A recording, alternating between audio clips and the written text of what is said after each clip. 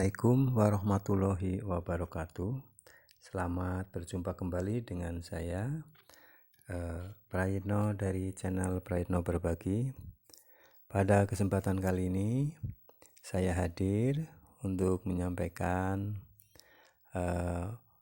menjelaskan seperti apa gambaran perkembangan kurikulum di Indonesia. Nah, ini perlu diketahui bersama oleh Bapak Ibu Guru karena apa? Di dalam persiapan pelaksanaan atau implementasi kurikulum Merdeka di tahun ajaran 2022-2023 ini, maka tentunya Bapak Ibu Guru harus memahami gambarannya seperti apa dan hal-hal apa yang membedakan antara kurikulum sebelumnya sehingga Bapak Ibu bisa memahami kurikulum Merdeka ini dan bisa menerapkan. Untuk itu, hal ini, gambaran perkembangan kurikulum ini harus diketahui agar bisa membedakan dan menerapkan kurikulum baru kurikulum paradigma baru atau disebut kurikulum Merdeka di tahun ajaran 2022-2023. Baik, silakan simak perkembangan kurikulum di Indonesia. Ini materinya,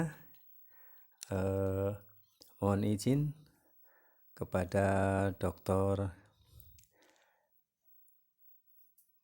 Ninik Kristiani untuk menyampaikan materi yang Ibu susun untuk disampaikan kepada rekan-rekan guru.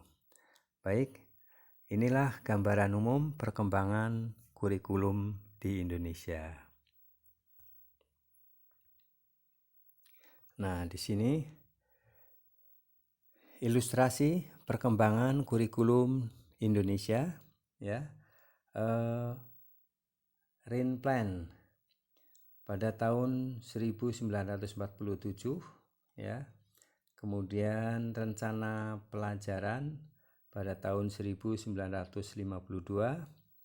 rencana pelajaran 1964, kurikulum 1967, kurikulum 1975, kurikulum 1984, kurikulum 1994, kemudian kurikulum 2004 atau KBK,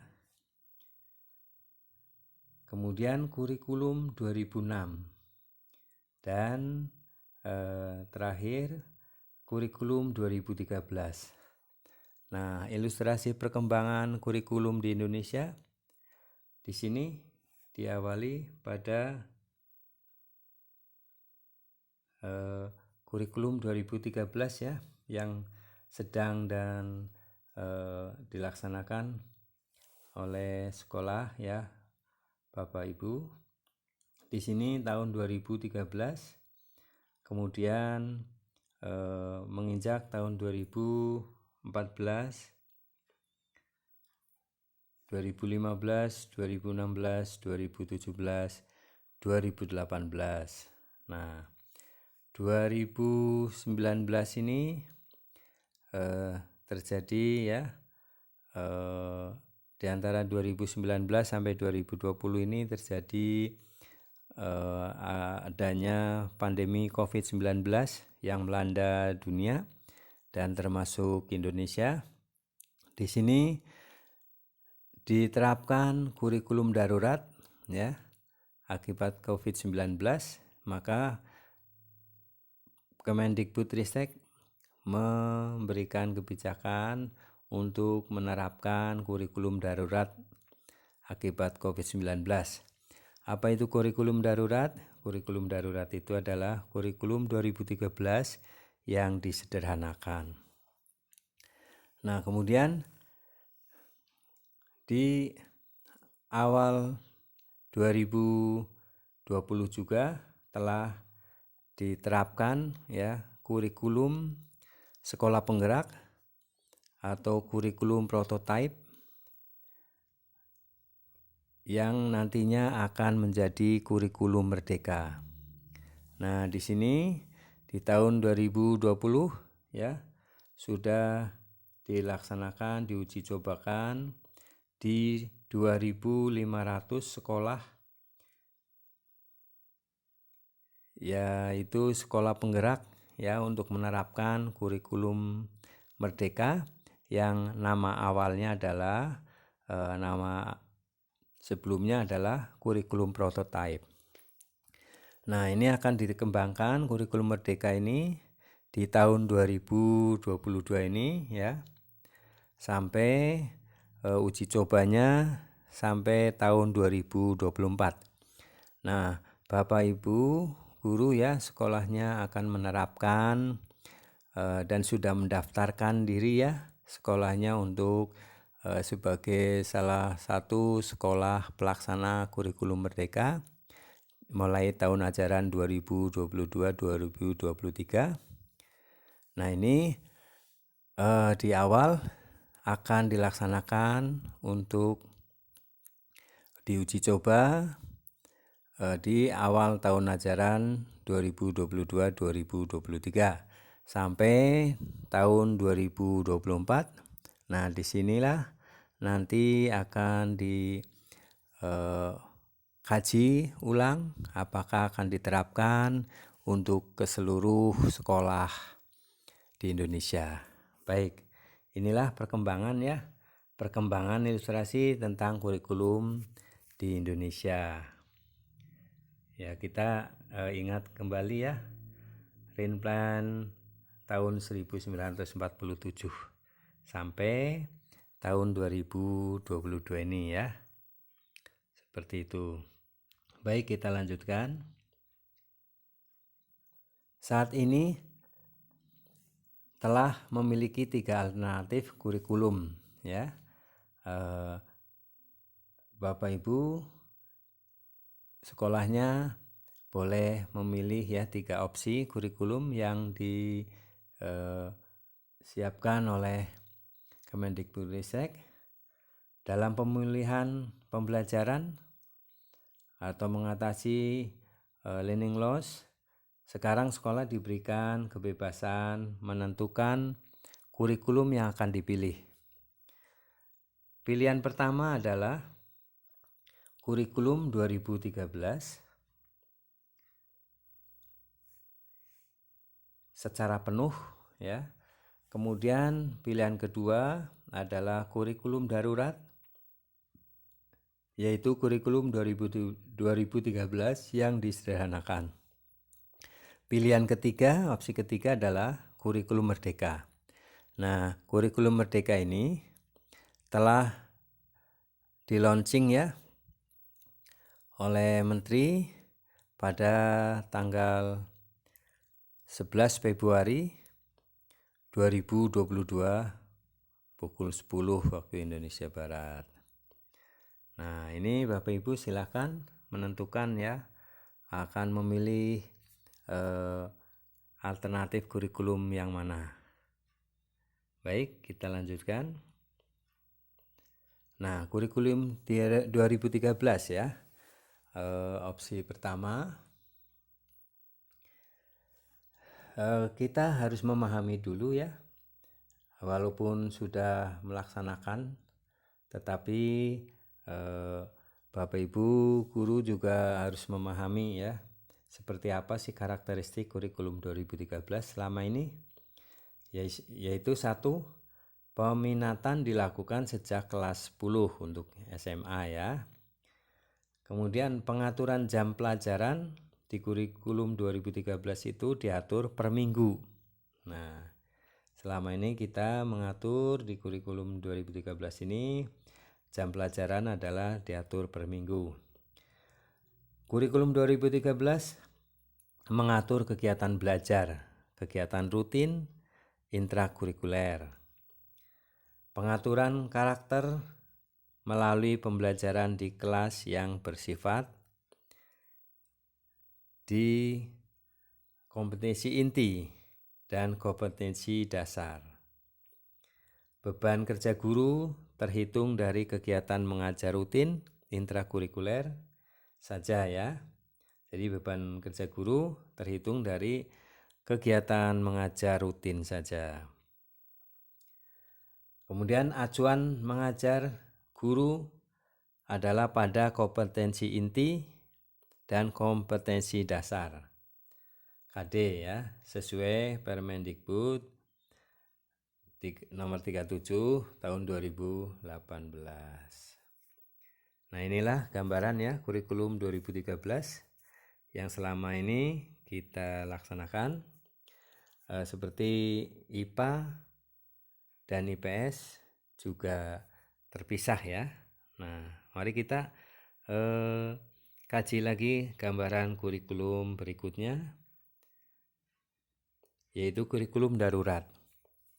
Nah, bila mana Bapak Ibu guru ya sekolahnya mau menerapkan kurikulum darurat ya, tentunya memahami ya kurikulum darurat ini adalah kurikulum 2013, namun telah dilakukan penyederhanaan pada bagian kompetensi dasar, yaitu sesuai SK Kabalitbang nomor 018 tahun 2020, dengan tujuan agar guru mampu menyelesaikan pembelajaran pada kondisi pandemi COVID-19 dan fokus pada materi esensial saja.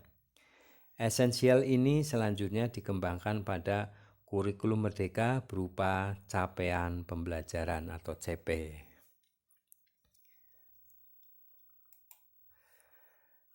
Baik, inilah gambaran kurikulum darurat ya. Nah, berikutnya adalah kurikulum merdeka ya, yang akan kita terapkan di tahun ajaran 2022-2023 ini. Kita gambaran sedikit ya. Kita kaji kurikulum merdeka ini. Kurikulum ini awalnya diberi nama kurikulum sekolah penggerak atau ya diterapkan di 2.500 sekolah di Indonesia. Kemudian di akhir tahun 2021 diberi nama kurikulum prototype. Jadi awalnya kurikulum merdeka ini adalah diberi nama kurikulum sekolah penggerak yang telah diterapkan di 2.500 sekolah di Indonesia.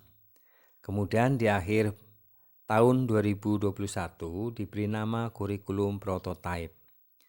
Dan sejak tanggal 11 Februari 2022 diberi nama kurikulum merdeka. Dilaunching langsung oleh Menteri Pendidikan Nadiem Makarim. Ya, ini ya gambaran dari kurikulum merdeka. Nah, apa poin penting, poin yang membedakan? Poin penting kurikulum merdeka: 1.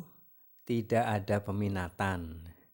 Siswa kelas 11 dan kelas 12 memilih minimal 2 dari kelompok mata pelajaran MIPA, IPA, bahasa dan budaya, vokasi, karya kreatif dan seni dan olahraga untuk sekolah khusus. Nah, inilah keunggulan ya dari poin penting ya dari kurikulum merdeka ini. Yang kedua adalah sekolah membuka minimal 3 mata pelajaran dari masing-masing kelompok mapel pilihan. Pengaturan jam pelajaran diatur per tahun, bukan per minggu ya. Jadi pengaturan jam pelajaran diatur per tahun. Sekolah lebih leluasa mengatur. Nah, ini kelebihannya yaitu sekolah leluasa untuk mengatur jam pelajaran. Yang keempat, poinnya adalah pembelajaran dilakukan melalui kegiatan proyek, sehingga lebih kontekstual dan relevan dengan penguatan profil pelajar Pancasila. Kemudian poin berikutnya adalah mata pelajaran dibagi menjadi dua, yaitu pembelajaran rutin intrakurikuler dan non-rutin atau kokurikuler. Penghitungan beban kerja guru dihitung dari kegiatan rutin dan non-rutin. Sertifikasi tidak terganggu ya, jadi Bapak Ibu guru jangan khawatir terhadap ini sertifikasi ya, karena telah dijamin jam pelajarannya ya, beban jam pelajaran tetap ada ya. Kemudian beban belajar siswa tidak bertambah dari kurikulum sebelumnya ya, jadi tetap seperti pada kurikulum sebelumnya. Inilah poin penting dari kurikulum Merdeka. Nah, rasional perubahan kurikulum di Indonesia. Nah, dari gambaran di awal ya mengenai perkembangan kurikulum, rasional perubahan kurikulum di Indonesia telah mengalami 10 kali perubahan sejak tahun 1947 hingga tahun 2013. Kurikulum operasional merupakan kelanjutan dari kebijakan yang sudah ada. Kurikulum dituntut mampu menjawab perkembangan dan tuntutan zaman. Kebutuhan mendesak menghasilkan SDM unggul, berkarakter dan profesional, mampu mendukung pembangunan yang berkelanjutan pada masa mendatang. Keberagaman konteks di Indonesia adalah kekayaan yang tidak bisa diseragamkan. Diperlukan kurikulum yang adaptif dengan kebutuhan dan fleksibel implementasinya. Nah ini ya, rasional perubahan kurikulum di Indonesia itu seperti itu. Jadi tidak serta-merta dirubah, tetapi ini secara rasional itu perubahannya memang sesuai ya, dan semuanya ditempuh dengan diuji coba, dianalisis, dan untuk menjawab tantangan masa depan. Baik, kita lanjutkan ya. Nah itu ya, itu adalah gambaran kurikulum. Nah berikutnya, setelah kita mengetahui gambaran kurikulum, perkembangan kurikulum di Indonesia dan perkembangan serta membedakan atau mengetahui ya apa keunggulan dari masing-masing kurikulum, maka setiap untuk perkembangan kita akan bisa mendapatkan hasil yang optimal. Baik, berikutnya kita akan bahas mengenai strategi persiapan sekolah di dalam implementasi kurikulum. Nah, perkembangan kurikulum ini kita sudah mengetahuinya, itu untuk dasar kita menerapkan kurikulum Merdeka di tahun ajaran 2022-2023. Baik, seperti itu. Semoga bermanfaat. Jangan lupa subscribe, like, komen, dan share. Terima kasih. Assalamualaikum warahmatullahi wabarakatuh.